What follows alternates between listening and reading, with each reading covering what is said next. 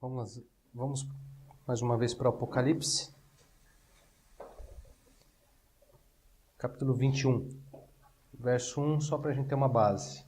A gente vai ler hoje, vamos tentar pelo menos, né? O capítulo 21 e o 22. A gente vai percorrer esses dois capítulos, mas a gente começa só com o verso 1 aí, só para a gente ter uma base. Apocalipse 21, verso 1. Todo mundo encontrou, né? Vi novo céu e nova terra, pois o primeiro céu e a primeira terra passaram e o mar já não existe. Vamos orar mais uma vez? Senhor, nós agradecemos por estarmos na Tua presença, Senhor, compartilhando com o Senhor desse tempo precioso, poder experimentar, tomar do Teu sangue, comer da Tua carne. Senhor, em nome de Jesus, é sempre uma alegria imensa poder perceber a Tua presença em nossas vidas, no nosso meio, agindo, o Teu agir. Senhor, nós pedimos mais uma vez que o Senhor realmente se manifeste em graça nesse tempo. Pedimos agora, Pai, cuidado com a Tua palavra, Senhor. Pedimos a orientação e o guiar do Teu Espírito para a interpretação, para o entendimento da Tua palavra, Senhor. Aqui, com certeza, coisas que a nossa mente não consegue atingir, a nossa sabedoria não consegue atingir. Então, pedimos a revelação do Teu Espírito nessa noite, para o louvor e para a glória do Teu nome, em nome de Jesus. Amém. Bom, irmãos, nós podemos perceber, né, nas revelações do Apocalipse, o Senhor dá a João, né, visão e entendimento de tempos e acontecimentos que ainda não aconteceram, que vão acontecer. É o que nós temos visto, né, nesses últimos estudos. Principalmente com respeito à carta de Apocalipse, né, o Senhor está ali dando a João entendimento e visão de coisas que hão de acontecer ainda. João é definitivamente escolhido por Deus, né, para ser um dos primeiros, a gente pode dizer assim, a contemplarem, né, as grandiosidades do fim dos tempos. É ele quem contempla, por meio das visões do Senhor, esses muitos acontecimentos que nós temos falado, temos visto. Ele é escolhido por Deus para receber dessas visões, para conhecer, ter entendimento dessas coisas que hão de acontecer. Entre essas grandiosidades, né, João contempla o último e melhor de todos os acontecimentos, né, de todos os tempos. Nas suas palavras, João diz assim: vi novo céu e nova terra, pois o primeiro céu e a primeira terra passaram e o mar já não existe. Bom, eis aqui, irmãos, o quarto e último período da nossa cronologia do fim dos tempos. Nós vimos o primeiro período, né, o sinal da vinda do Senhor, o período do princípio das dores. Nós vimos o segundo período, o período do fim, né, onde há a volta de Cristo. Nós vimos o terceiro período, que é o 1000 anos, até o grande trono branco. E nós vamos ver hoje o quarto e último período, que nós podemos chamar de o novo céu e a nova terra. Sem dúvida, o tempo que será o melhor de todos.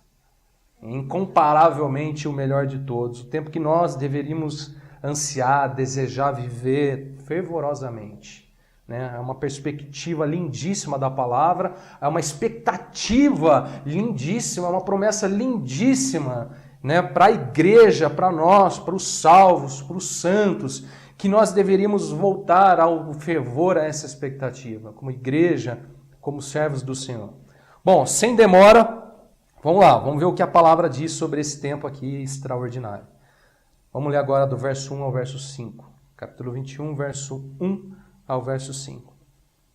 Vi novo céu e nova terra, pois o primeiro céu e a primeira terra passaram, e o mar já não existe. Vi também a cidade santa, a nova Jerusalém, que descia do céu, da parte de Deus, ataviada como noiva adornada para o seu esposo.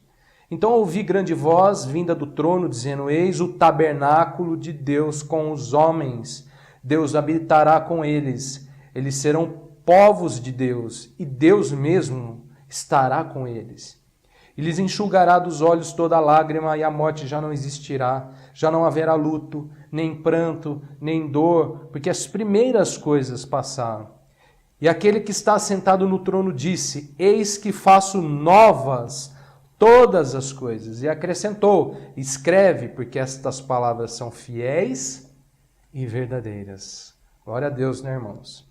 Bom, o que será o último período, o que será este novo céu e nova terra? Observe o que João contempla nestas visões do Senhor.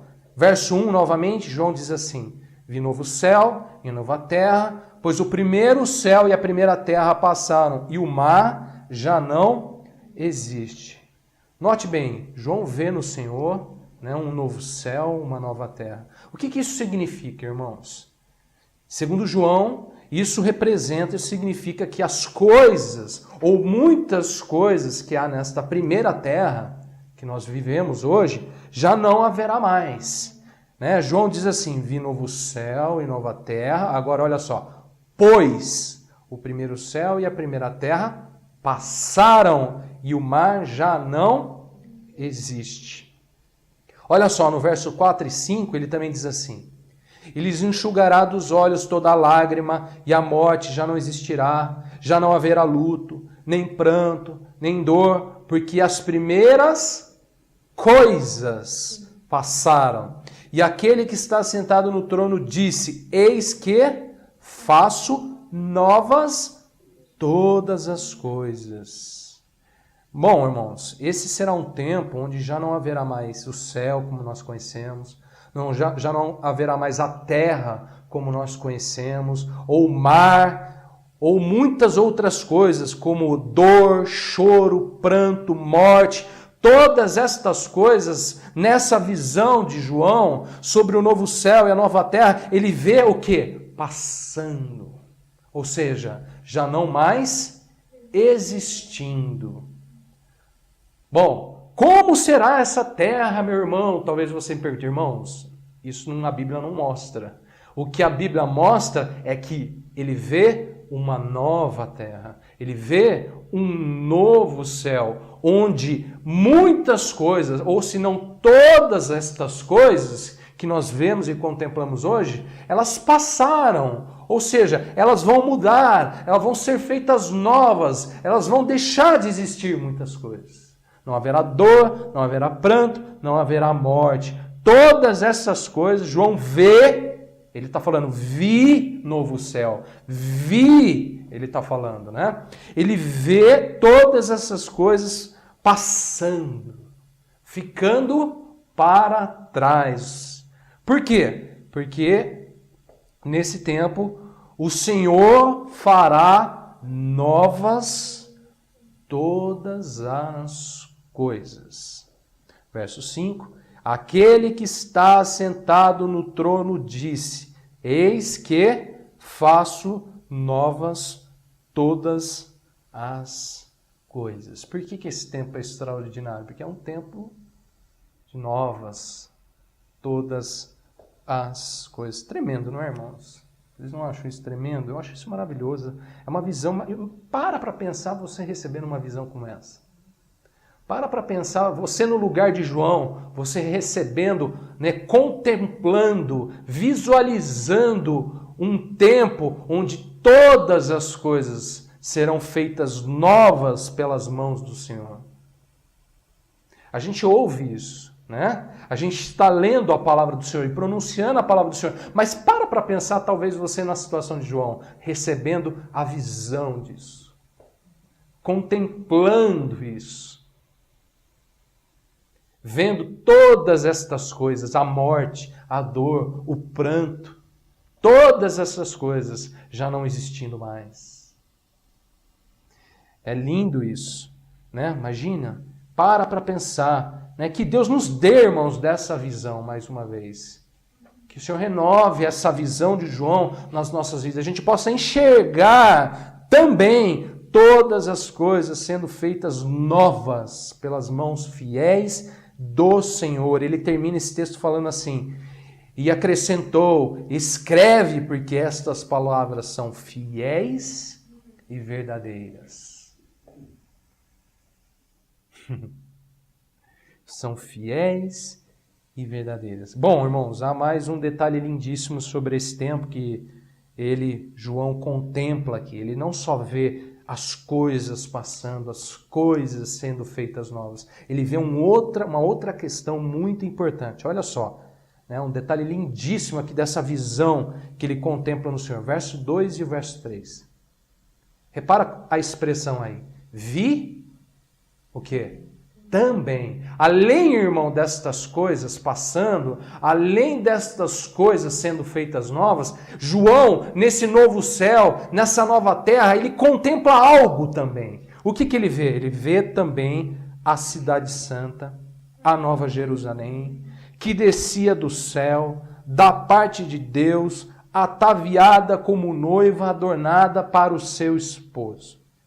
Então ouvi grande voz vinda do trono dizendo: eis o tabernáculo de Deus com os homens. Deus habitará com eles. Eles serão povos de Deus e Deus mesmo estará com eles. Irmãos, nesse tempo João vê também uma cidade santa, a Nova Jerusalém, que segundo ele descia do céu da parte de Deus, ataviada como noiva adornada para o seu esposo.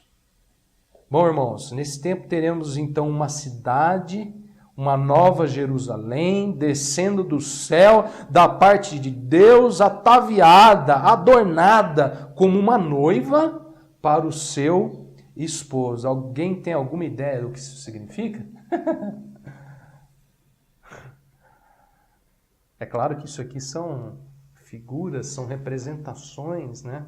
São visões que João está tentando transcrever, escrever isso, né, na sua linguagem para homens, para comunicar a homens, para passar isso a outros homens. Irmãos, observe só, João contempla dizendo assim sobre isso, verso 3. Ouvi grande voz vinda do trono dizendo: eis o tabernáculo de Deus com os homens. Deus habitará com eles.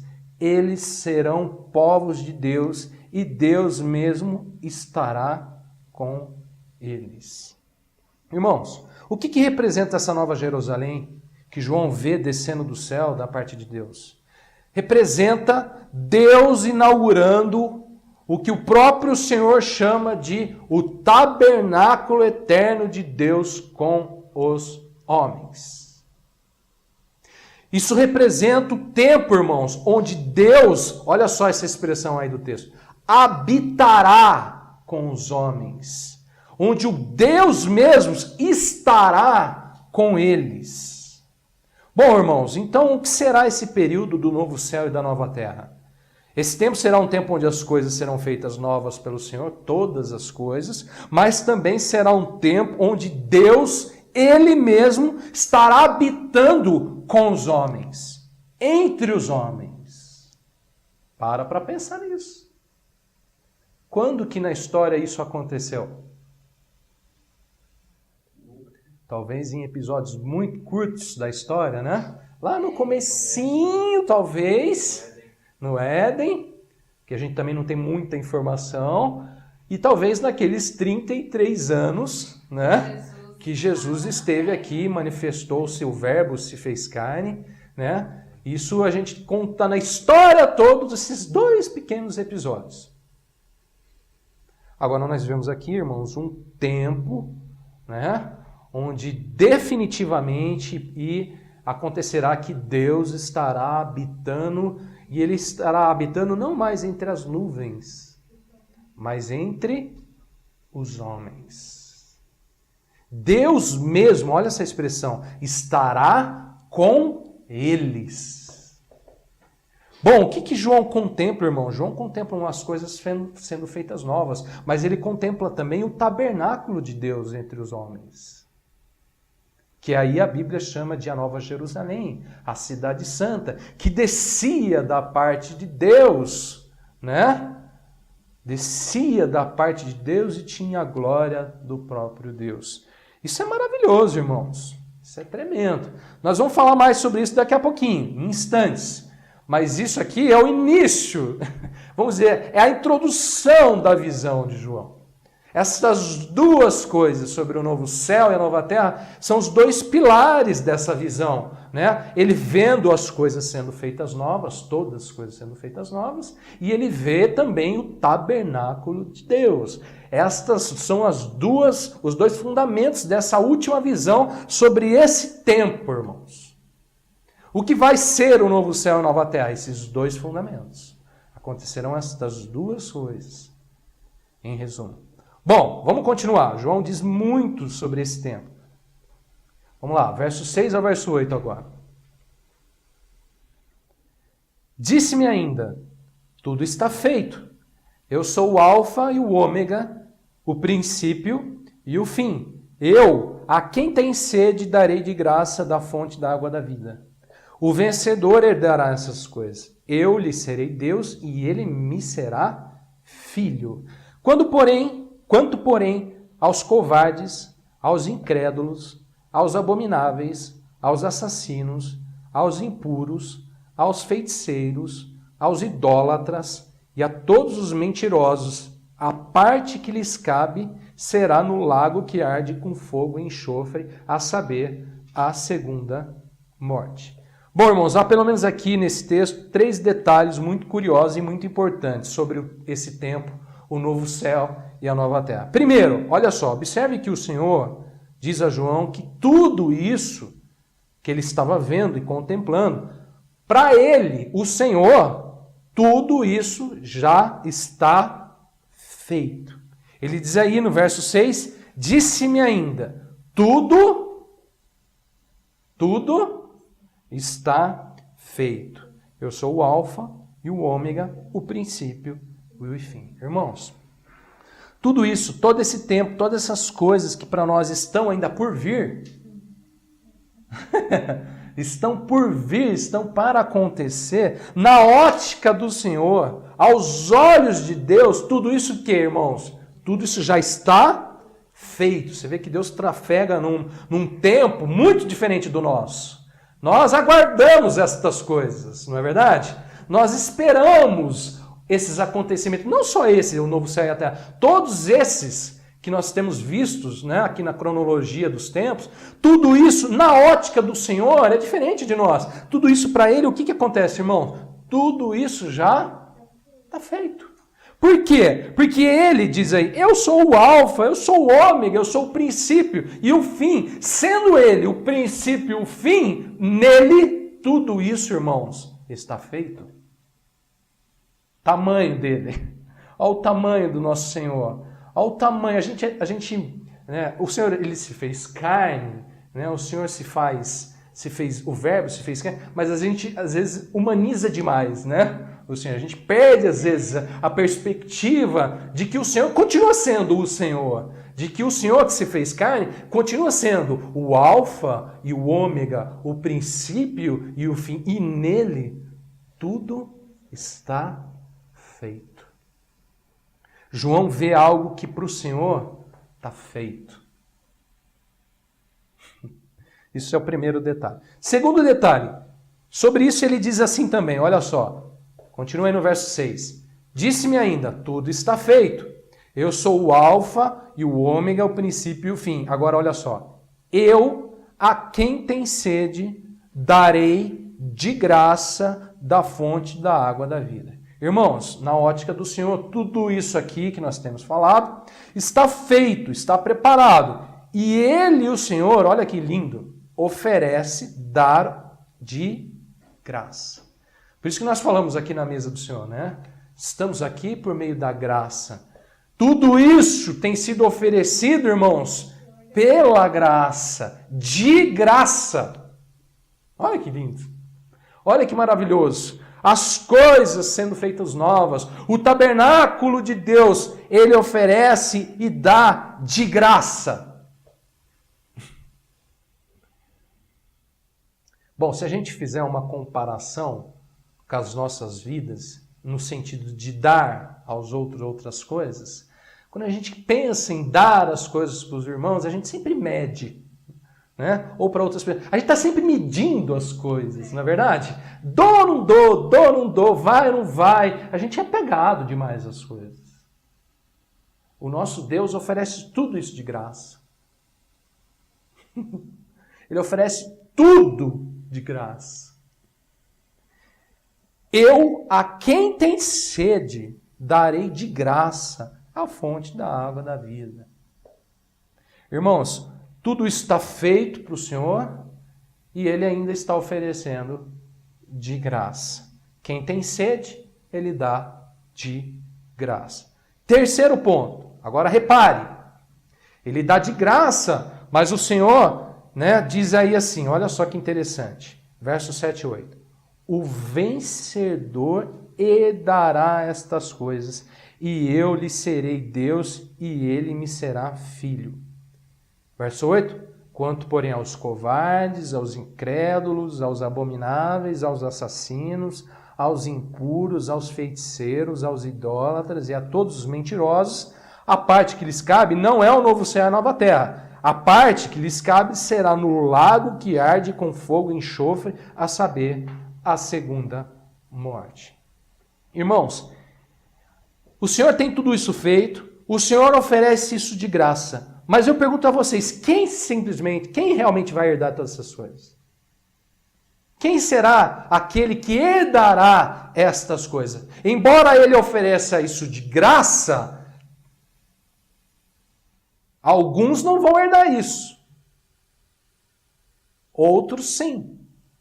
Quem, eu pergunto para vocês, herdará, irmão, este novo céu, essa nova terra que nós estamos falando? Quem? Quem fará parte da Nova Jerusalém, da Cidade Santa? Quem fará parte do tabernáculo de Deus com os homens, irmão? Segundo a palavra de Deus, o vencedor herdará estas coisas. Os covardes, irmãos, não vão herdar. Os incrédulos, os abomináveis, os assassinos, os impuros, ou feiticeiros, ou idólatras, ou mesmo os mentirosos, estes não vão herdar estas coisas. O vencedor herdará todas estas coisas. Irmãos, nós precisamos reconhecer quem é o vencedor, não é verdade? Alguma ideia? Quem é o vencedor, afinal de contas? Esse vai herdar estas coisas, esse novo céu, essa nova terra, ele é oferecido de graça, irmãos. Está ali, quem tem sede, eu darei de graça, mas é o vencedor que vai herdar estas coisas. Quem é este vencedor? Quem será o vencedor? Quem são os vencedores? Hein? Alguma ideia? Irmãos, a perspectiva mais apurada, mais linda, mais detalhada sobre os vencedores, nós encontramos nas cartas às igrejas do Apocalipse. No início do Apocalipse. Evidentemente, nós não vamos ter tempo aqui agora, nesse momento, para ler ou estudar todas as cartas do Apocalipse, né? Não vai ter tempo para isso. Mas para você ter pelo menos uma noção resumida sobre os vencedores, irmãos, preste atenção. A Éfeso, o Senhor diz que o vencedor é aquele que tem perseverança, suporta provas por causa do nome do Senhor e mantém o primeiro amor. A Esmirna, o Senhor diz que o vencedor é o fiel até a morte. A Pérgamo, o vencedor é o que conserva o nome do Senhor. O que significa isso? Jesus mostrou, santificado seja o vosso nome. Conservar o nome do Senhor e não nega a fé. Esse é o vencedor, segundo o Senhor, comunicado a carta de Pérgamo. A Tiatira, o vencedor, é o que não tolera as coisas de Satanás. A Sardes, o vencedor, é aquele que não contaminar as suas vestes. Suas vestes têm que estar limpas. Já vimos isso várias vezes, não é verdade, irmãos? Lembra lá da cena do banquete do Senhor? Aquele que estiver vestido de vestes nupciais, esse se mantém lá, irmãos. O vencedor para Sardes era aquele que não contaminar as suas vestes. A Filadélfia, segundo o Senhor, o vencedor é aquele que guarda a palavra. A palavra tem sido dada, irmãos, tem sido oferecida de graça a todos nós. Irmãos, mas cabe a nós guardar. O vencedor, naquele dia, que herdará o novo céu e a nova terra, é o que guarda a palavra. Não deixe a palavra se desvanecer ou se perder. Bom, a Laodiceia, o Senhor diz que o vencedor é aquele que se arrepende e não é frio ou morno. Nem frio, nem morno. Tem que ser quente. Se arrepender e tem que chegar lá naquele dia, irmãos, só para vocês terem uma figura em comparação com isso, com as lanternas acesas. Tem que estar queimando. Morno não. Meio termo não. Frio não. Irmãos, tem que estar quente. Estes são, segundo o Senhor, os vencedores que herdarão o novo céu e a nova terra. Se você quiser então estudar melhor quem são os vencedores, você precisa estudar as cartas do Apocalipse, que dá a nós a perspectiva mais apurada, né, sobre os vencedores. Isso aqui é um resumo.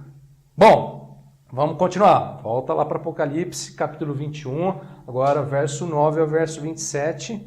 E eu vou pedir para alguém ler para mim, por favor, que é um trecho maior. Verso 9 ao verso 27.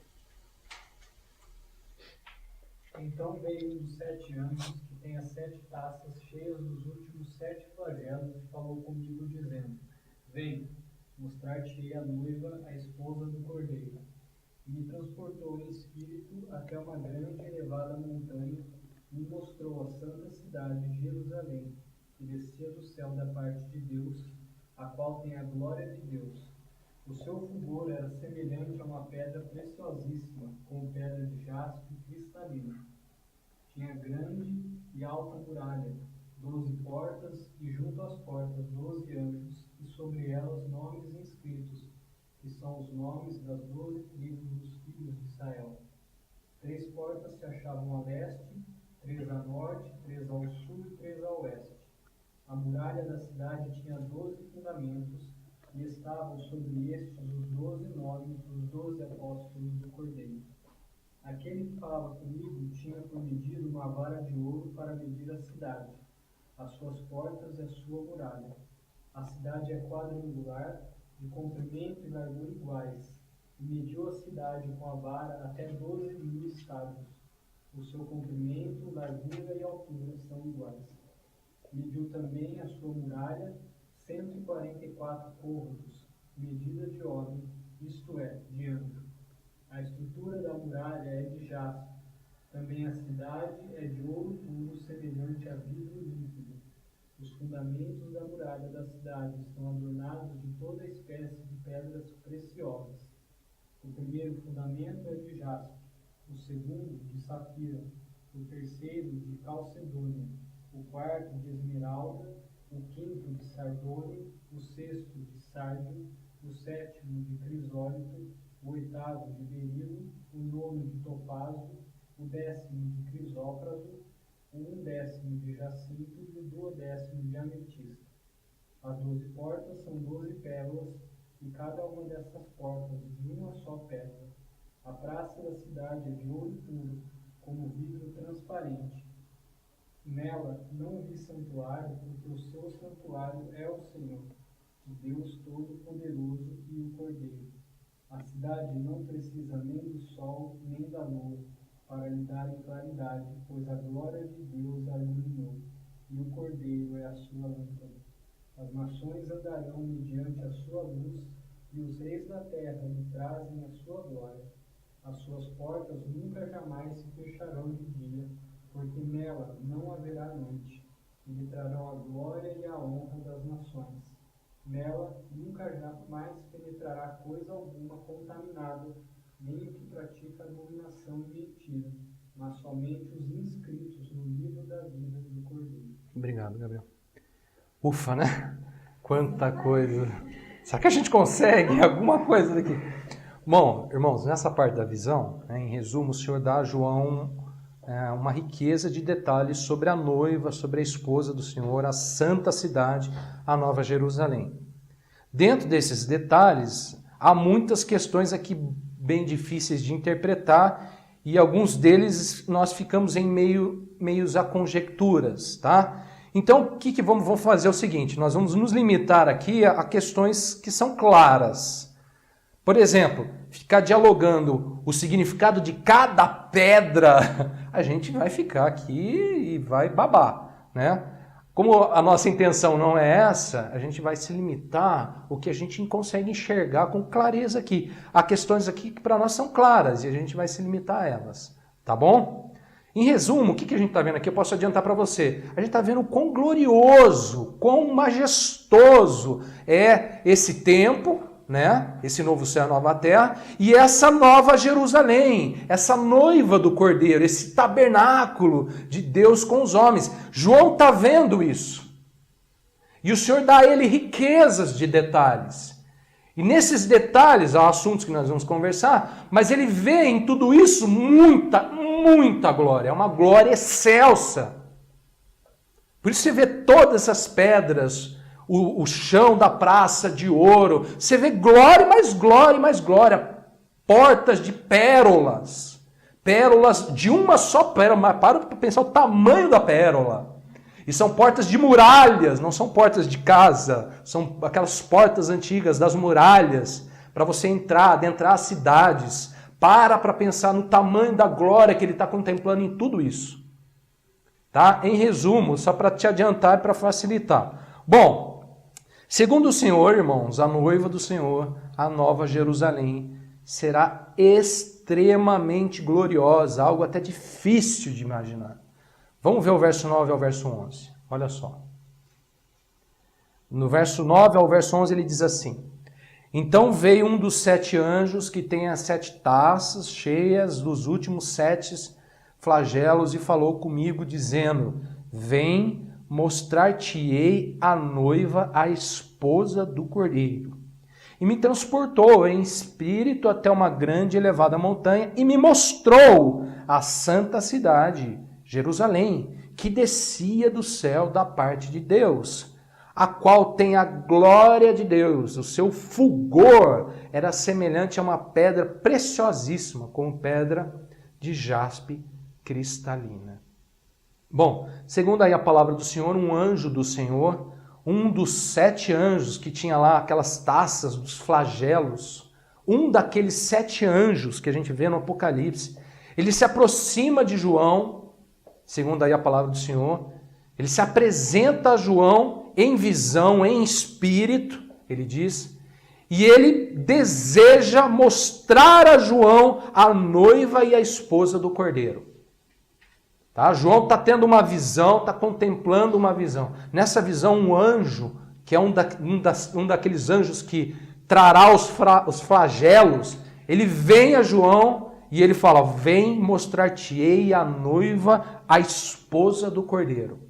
Olha só, é uma visão com respeito à noiva, a esposa do Cordeiro. Bom, então o anjo, diz aí a palavra, transporta João em espírito até uma grande e elevada montanha. E aí ele mostra a João a santa cidade, Jerusalém, que descia do céu da parte de Deus. No alto dessa montanha, diz aí a palavra, que João contempla, ele mostra a João a Jerusalém, a nova Jerusalém, a santa cidade, aquela que descia do céu da parte de Deus. Bom, irmãos, aqui a gente já pode pegar uma conclusão. A gente já falou aqui, né, sobre esse novo céu, nova terra, que João vê a santa cidade, a nova Jerusalém que descia do céu. O que é essa nova cidade? O que é essa nova Jerusalém? É a noiva, a esposa do Cordeiro. João é transportado a esse alto monte para contemplar, sabe o que, irmãos? A noiva, a esposa do Cordeiro. Vem, ele diz aí o anjo, mostrar-te-ei a noiva, a esposa do Cordeiro. João então está contemplando a noiva, que é aqui a santa cidade, a nova Jerusalém, que descerá do céu da parte de Deus e terá a glória de Deus. Glória tão grande que o seu fulgor, diz aí a palavra, será semelhante a uma pedra preciosa. Não, preciosíssima. Qual que é a diferença de preciosa e preciosíssima? É um nível acima do precioso. É tão rara que é rara até para as raras. Entre as raras, tem a mais rara ainda. A raríssima. Bom, irmãos, então o que o João está contemplando aqui? A glória, o fulgor, irmãos, da noiva do Cordeiro. Da esposa do Cordeiro. Essa nova Jerusalém que desce do céu, da parte de Deus, e tem a glória de Deus, é a noiva. É a esposa. E ela é gloriosa, como pedra de jaspe cristalina, preciosíssima. Bom, irmãos, do verso 12 ao verso 21, Jesus dá a João aí muitas informações sobre essa glória, né? Essa noiva gloriosa. Eu vou resumir aqui e destacar somente alguns detalhes para vocês, tá? Do verso 12 ao verso 21, eu vou só resumir aqui. Primeiro detalhe, olha só. João vê a cidade santa cercada de muralhas e nela 12 portas. Aí no verso 14, João diz assim: a muralha da cidade tinha 12 fundamentos, estava sobre estes os 12 nomes dos 12 apóstolos do Cordeiro. Bom, irmãos, observem. Essa nova Jerusalém, essa cidade santa, a noiva do Cordeiro, é um lugar fechado, guardado. Por quê? Há muralhas por volta delas e poucas portas. Ele está vendo Jerusalém, certo? Ele está vendo a noiva, ele está vendo a santa cidade que desce do céu, da parte de Deus, e tem a glória de Deus. Quando ele olha e vê, o que ele enxerga? Essa cidade cercada de muralhas. Há nelas muralhas. A cidade tem muralha. Bom, o que isso representa? Nós estamos falando da noiva, nós estamos falando da santa cidade, da Nova Jerusalém. O que isso representa? Isso representa que não é qualquer um que entrará nessa cidade por essas portas, irmãos. É restrito. Esta cidade, esta noiva é um lugar muito bem guardado, um lugar recluso. Como nós já vimos, os impuros, os feiticeiros, os mentirosos, os incrédulos, né? Os idólatras não herdarão, irmãos. Certo? Quem vai herdar? Quem? Os vencedores. Irmãos, tem que passar pela porta para entrar, né? Porque há uma muralha. Quando você chega, né, em cidades como estas, né, cidades antigas assim, cidades que eram cercadas de muralhas, você tinha simplesmente alguns acessos.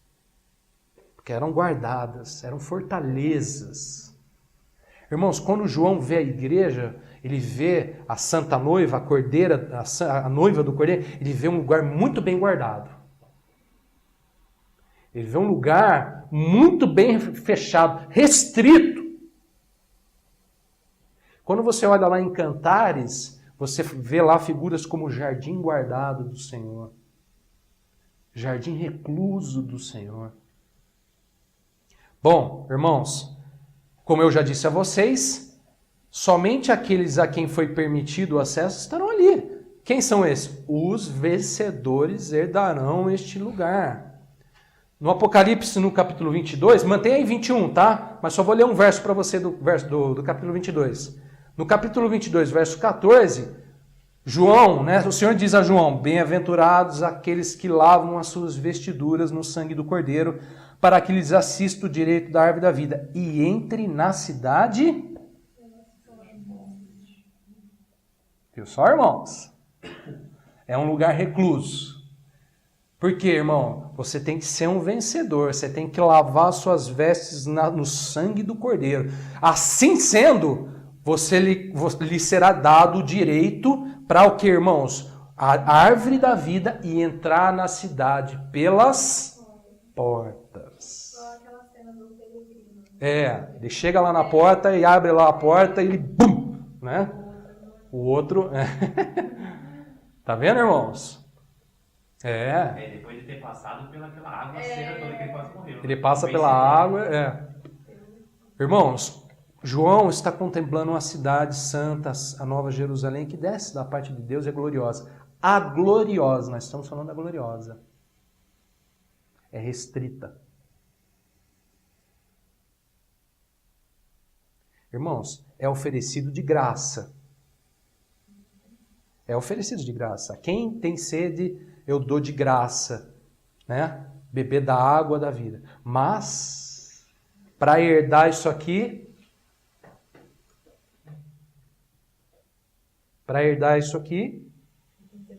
você passa pela porta. Tem que ser vencedor. Você entra só pela porta. Você não cai de paraquedas lá em cima da Jerusalém. Vou dar um pulo, eu vou um avião lá e cai lá. Não tem, irmão. Não rola. Não tem, né? Rota de não tem. Rota secundária, não tem. Não tem atalho. Você passa pela porta. Tem que ser pela porta. Bom, esse é o primeiro detalhe, tá? Segundo detalhe, né? Aqui sobre essas muralhas ainda, muito interessante. Segundo João, irmãos, essas muralhas que guardam a cidade santa estão alicerçadas, estão apoiadas sobre os fundamentos dos apóstolos. Volta aí para 21, verso 14 até 27. Olha só, João diz assim no verso 14: a muralha da cidade tinha 12 fundamentos, e estavam sobre estes os 12 nomes dos 12 apóstolos do Cordeiro. Irmãos, o que isso representa? Ele está olhando a muralha da cidade, certo? Dessa cidade reclusa aí, guardada, muito bem guardada pelo Senhor. E aí ele vê a muralha com fundamentos, ou seja, com alicerces, né? A base dessa muralha, irmãos, ele diz aí, são os 12 fundamentos, onde os nomes dos 12 apóstolos do Cordeiro estão escritos. O que isso representa? Irmãos, isso representa que essa cidade santa, essa noiva do Cordeiro, tem como fundamento, sabe o que, irmãos? O Evangelho, a doutrina dos apóstolos. Os vencedores, irmãos, têm que seguir, irmãos, sabe o que? As pisadas dos rebanhos. As pisadas da fé, irmãos. Da fé no Evangelho. A doutrina do Evangelho, que está lá em Atos dos Apóstolos. Que perseveravam na doutrina dos apóstolos, na comunhão dos santos, no partir do pão. Lembram disso, irmãos? E os fundamentos da fé cristã, irmãos. O que guarda, irmãos? O que mantém recluso, irmãos? O Evangelho. Os vencedores, irmãos, seguem o quê? Os fundamentos do Evangelho. São guardados, são mantidos pelos fundamentos do Evangelho. Pode falar. É interessante, né, que o fundamento é o que sustenta, né? É o que está embaixo da muralha. Da muralha, né? Bom, vamos lá. Terceiro detalhe aqui. Olha que interessante. Agora o verso 15. João diz assim: aquele que falava comigo tinha por medida uma vara de ouro para medir a cidade, suas portas e a sua muralha. Isso aqui é muito legal. Irmãos, note bem. Essa cidade ela é minuciosamente medida, avaliada pelo Senhor. Ele está lá com uma vara de ouro, né? A trena daquela época era uma vara de ouro, é uma vara gloriosa, né? Até a vara de ouro. Ele tem na mão uma vara de ouro medindo a cidade, medindo as suas portas, medindo a sua muralha. O que isso representa? O que isso significa?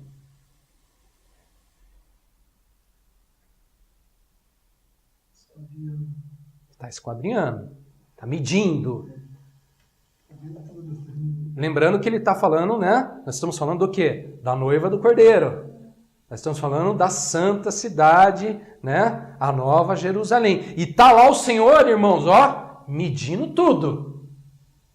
Medindo tudo. Com a vara de ouro dele lá. A medida dele lá. Tá medindo tudo. Irmãos, é o Senhor quem mede, quem avalia todos os requisitos dessa Nova Jerusalém, dessa noiva do Cordeiro. É o Senhor que mede tudo. Ele tem os requisitos dele. Ele tem, irmãos, o padrão dele, o padrão de medida dele, irmãos. E ele está lá medindo. O que isso representa? Cada centímetro dessa noiva, dessa santa cidade, é avaliado, é posto em medida pelo Senhor. Porque ele tem um padrão, né? Essa Nova Jerusalém. O padrão quem estipula, quem instituiu foi ele. E ele está medindo. Irmãos. Se você olhar para as cartas do Apocalipse, sabe o que você vai ver o Senhor fazendo na igreja? Medindo. Medindo a fidelidade, medindo a integridade, medindo a santidade, ou mesmo a fé dos irmãos. Irmãos, o Senhor tem uma vara de medir. Quem coloca e estipula o padrão, irmãos, é o Senhor. E a gente acha que o Senhor não tem padrão nenhum. Muitas vezes a gente fala da graça de Deus, da misericórdia de Deus, e a gente cai numa libertinagem tremenda, porque acha que Deus não tem rigor ou padrão nenhum para estabelecer. Muito pelo contrário, irmãos. Efésios fala que a igreja gloriosa ela é imaculada, santa, sem defeito, perfeita. Nós temos, irmão, o Senhor medindo a nossa igreja, medindo a nossa vida, colocando diante do padrão dele, da vara dele de medir. E é o Senhor quem mede, é o Senhor que diz se está bom ou se não está bom. É o Senhor quem coloca e estipula todas as medidas da nossa vida. Quando a gente acha que a gente já está bem de fé, eu estou numa fé, que eu acho que a gente está bom assim, que a gente já está santo demais, que a gente já conhece muita palavra de Deus. Aí vem o Senhor e mede. Então, vamos botar em prova aí para ver se isso está verdade ou não. Vamos ver como é que está esse negócio aí. O que acontece, irmãos? Aí o Senhor vai falar assim, não, precisamos trabalhar um pouquinho aqui, precisamos melhorar aqui um pouquinho, precisamos... É ou não é assim, irmãos? Bom, irmãos, a gente precisa entender isso. Quando a gente olha... O João está olhando para a igreja gloriosa, para a santa, a noiva do Cordeiro. O que ele vê, irmãos? Ele vê o Senhor medindo cada centímetro. O Senhor ele tem um rigor, ele tem um padrão. Ele instituiu isso, ele estabeleceu isso, e ele está lá conferindo. Ele chega lá conferindo. Novo céu, nova terra, o Senhor está lá conferindo as medidas daquela igreja gloriosa, daquela noiva do Cordeiro. Bom, deu para entender? Bom, o Senhor, irmãos, estará sempre medindo as nossas vidas e pondo em suas medidas até que nós alcancemos os seus padrões. Não é o meu padrão, não é o seu padrão, ou o padrão da igreja tal, o padrão da igreja tal. É o padrão do Senhor. É o padrão do Senhor. Há um tempo atrás falava muito sobre a perfeição cristã, que é um tema bíblico, né? A perfeição cristã, sede perfeitos como o vosso Pai. Está lá em Mateus isso, né? No Sermão do Monte, sede também perfeitos como é o vosso Pai. A gente tem dentro da doutrina cristã esse objetivo da maturidade, da perfeição cristã. Hoje pouco se fala sobre isso, mas é um assunto fundamental. Porque os vencedores, né? Eles respeitam esses padrões do Senhor. Eles respeitam as medidas, os valores do Senhor. E é o que a gente tem que entender. Nós temos que entender isso. E buscar sempre, né, a graça no Senhor, a misericórdia no Senhor, que é por meio dela, mas buscar sempre permitir o trabalhar do Senhor. O Senhor medindo, o Senhor trabalhando, o Senhor conferindo, o Senhor fazendo a sua obra na nossa vida. Que é a visão que João tem desse último tempo. Quanto tempo já foi, irmãos? 50 minutos? Não vou conseguir acabar, então vou parar daqui a pouquinho. Porque senão nem adianta correr, né? Bom, então vamos lá. Esse é o terceiro detalhe aqui dessa contemplação da igreja gloriosa, da noiva gloriosa. Quarto detalhe, João diz assim também no verso 19 ao verso 21. Os fundamentos da muralha da cidade estão adornados de toda espécie de pedras preciosas. O primeiro fundamento de jaspe, o segundo de safira, o terceiro de calcedônia, o quarto de esmeralda, o quinto de sardônio, o sexto de sárdio, o sétimo de crisólito, o oitavo de berilo, o nono de topázio, o décimo de crisópraso, um décimo de jacinto, tá até difícil de falar, né? O duodécimo de ametista, as 12 portas são de pérola, são 12 pérolas, e cada uma dessas portas de uma só pérola. A praça da cidade é de ouro puro como vidro transparente. Irmão, o que a gente vê aqui nesse trecho? Muito bem. Preciosíssimo. Nem eu. Nunca vi. Não sei nem como que é. Irmãos, nesse trecho a gente pode perceber como definitivamente a noiva do Senhor ela é gloriosa. É gloriosa. João demonstra em todos os seus aspectos, ela verdadeiramente, sabe o que, irmãos? Adornada, ataviada, de pedras preciosas, de ouro, de pérolas. É claro que a gente está falando aqui de figuras, de representações. O João está vendo uma visão, mas, irmãos, demonstra o quão gloriosa é essa igreja, o quão gloriosa é a santa cidade, o tabernáculo de Deus, Deus e os homens, na igreja, né? Nesse novo céu, nessa nova terra. Isso demonstra o quanto a noiva do Senhor ela é valiosa aos olhos do Senhor. O Senhor tem as medidas, mas é porque Ele está estipulando esse padrão valioso para ela. Olha só que interessante. Ele está colocando, né? Ele está adornando, ele está trabalhando na igreja, ele trabalha na igreja, ele anda na igreja. Né? Os anjos que andam na igreja, ele anda por meio da igreja, trabalhando na igreja, adornando na igreja, e ela se torna muito, muito, muito valiosa. Muito gloriosa. Isso demonstra o valor desse tabernáculo, dessa cidade santa aos olhos de Deus. Quão valiosa é a igreja, a noiva do Cordeiro, para o Senhor. Dá uma olhada aqui. Você consegue enxergar o quão valioso é isso para o Senhor. É um valor incomparável, irmãos. Não há na terra sequer comparações para algo desse tipo. Aonde que na terra se vê algo dessa magnitude, desse tamanho? Não há. Onde os homens pisam pelo ouro, né? Onde portas são de pérolas.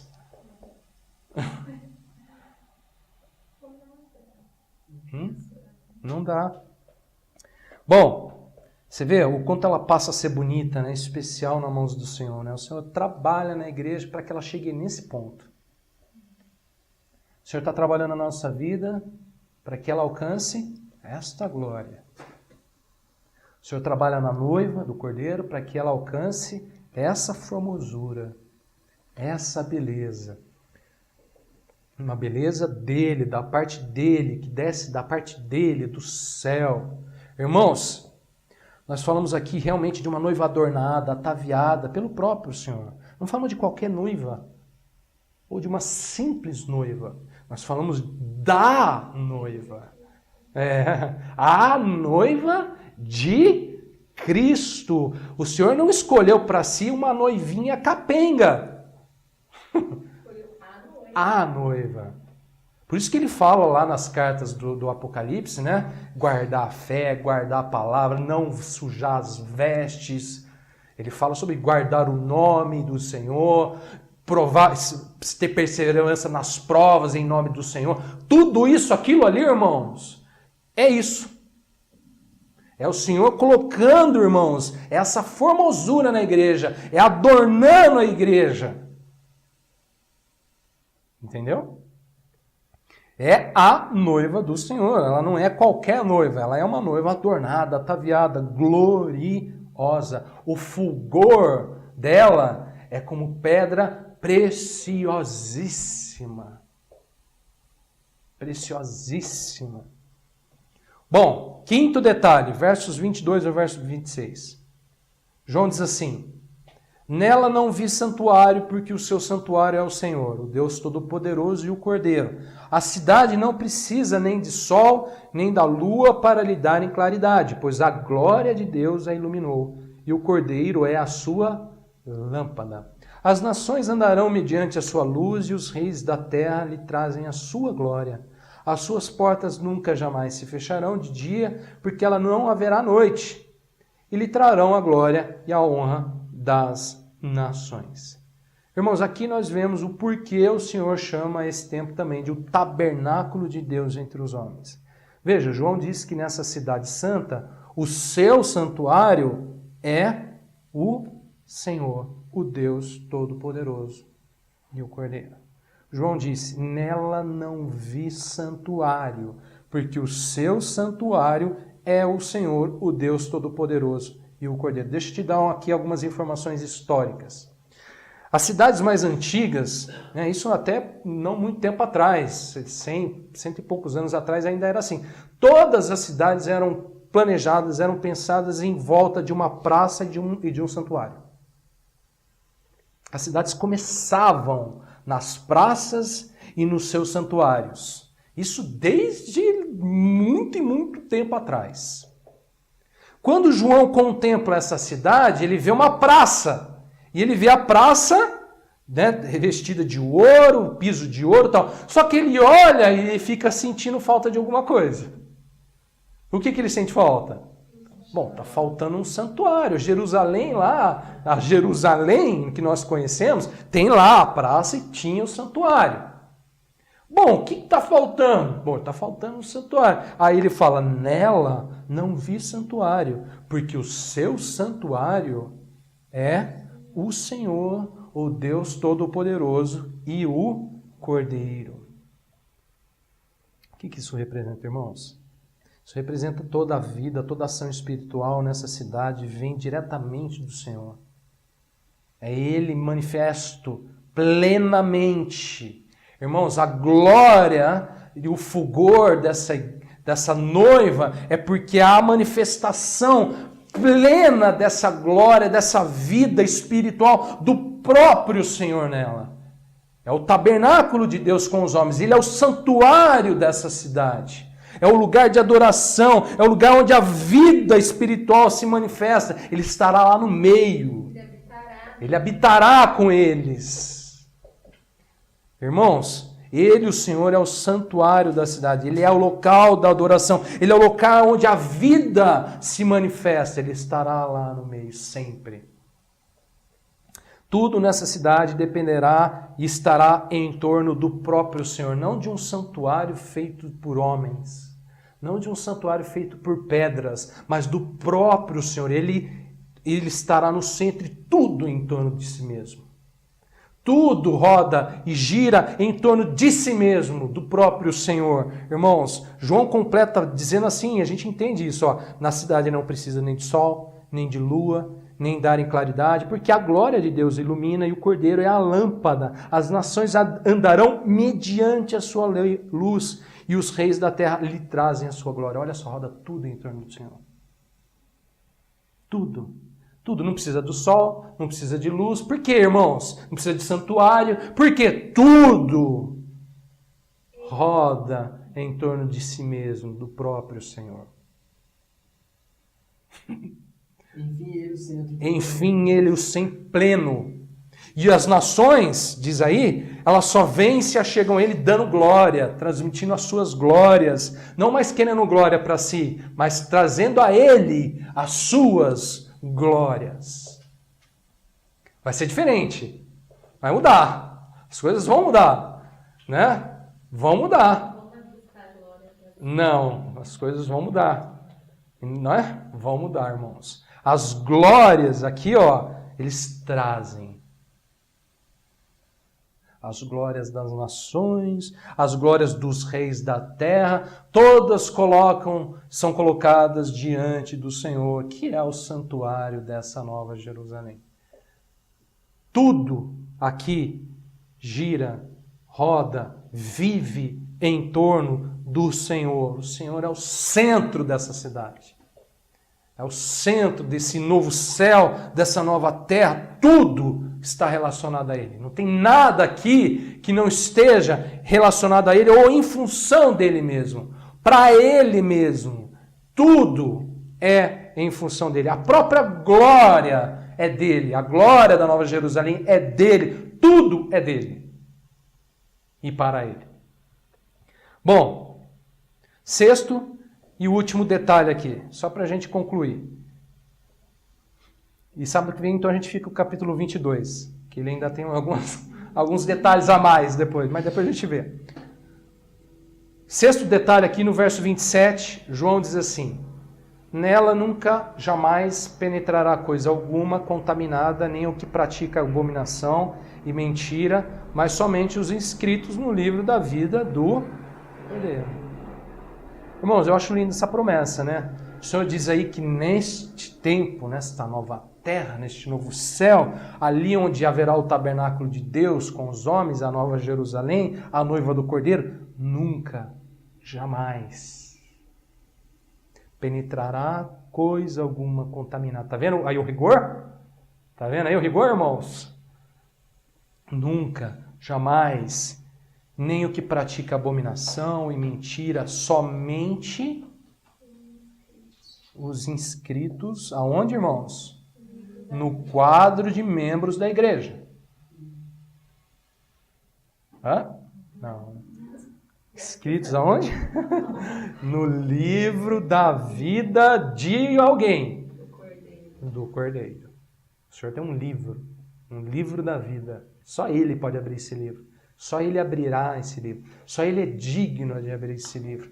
Irmãos, e os que estiverem inscritos lá, a gente pode dizer, são os vencedores. Ah, isso que é vitória, hein? Isso que é vitória. A Bíblia nos proclama essa vitória. E essa é a vitória que realmente, irmãos, significa, realmente representa, né? Bom, irmãos, jamais penetrará coisa alguma contaminada, nem abominação. Somente os inscritos no livro da vida é que entrarão nela. Quem são estes? Os vencedores, como nós já vimos. Vou parar por aqui, tá? Aí a gente continua, então, semana que vem, no capítulo 22. Vamos orar? Alguém quer colaborar com alguma coisa?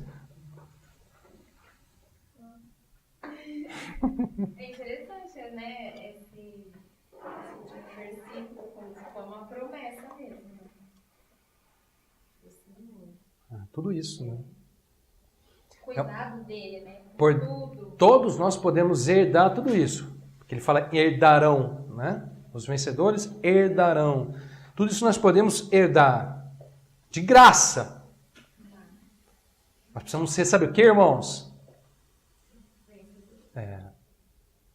Não no trabalho, não relacionado às coisas desse mundo, mas diante dos olhos do Senhor. Aos olhos do Senhor. É isso que importa para nós. Ser vencedor aos olhos do Senhor. Que o Senhor nos dê graça, amém? Vamos orar? Senhor, nós agradecemos poder compartilhar de tamanha palavra, de tamanha glória, vista e manifesta na Tua palavra. Nós cremos que são fiéis e verdadeiras estas palavras, conforme o Senhor nos diz. Nós cremos nessas promessas, nós cremos em tudo que o Senhor tem nos falado. E nós agradecemos por o Senhor nos comunicar a isso, nos levar a entender e contemplar tamanha visão, tamanha glória.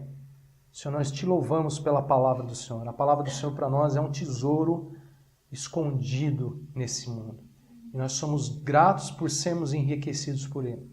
Senhor, nós te louvamos nessa noite por essa promessa tão extraordinária que aos nossos olhos foge até mesmo o entendimento. Tamanha glória, tamanha promessa, tamanha extraordinária glória, Senhor. Nós te louvamos por isso. Pedimos ao Senhor que o Senhor nos ajude nesse tempo onde estamos sendo medidos pelo Senhor, estamos sendo trabalhados pelo Senhor, estamos sendo disciplinados e corrigidos pelo Senhor. Ajuda-nos, ó Pai, nos enriquecendo com glória da sua graça, com a presença do Teu Espírito, nos santificando, nos selando, nos preparando, nos ataviando, nos limpando, nos fazendo preparados para o Senhor. Para o Senhor, nos ajuda, Senhor, nesses dias a viver com o Senhor, para agradar o Senhor, para o louvor do Senhor, para a glória do Senhor. Nos ajuda, Senhor, nós pedimos isso.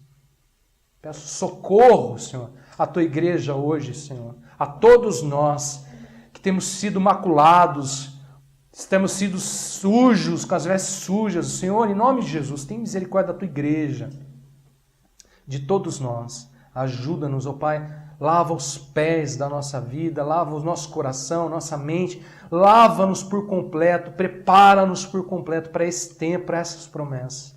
Nós pedimos isso, Pai, em nome de Jesus. Em nome de Jesus. Amém. Amém.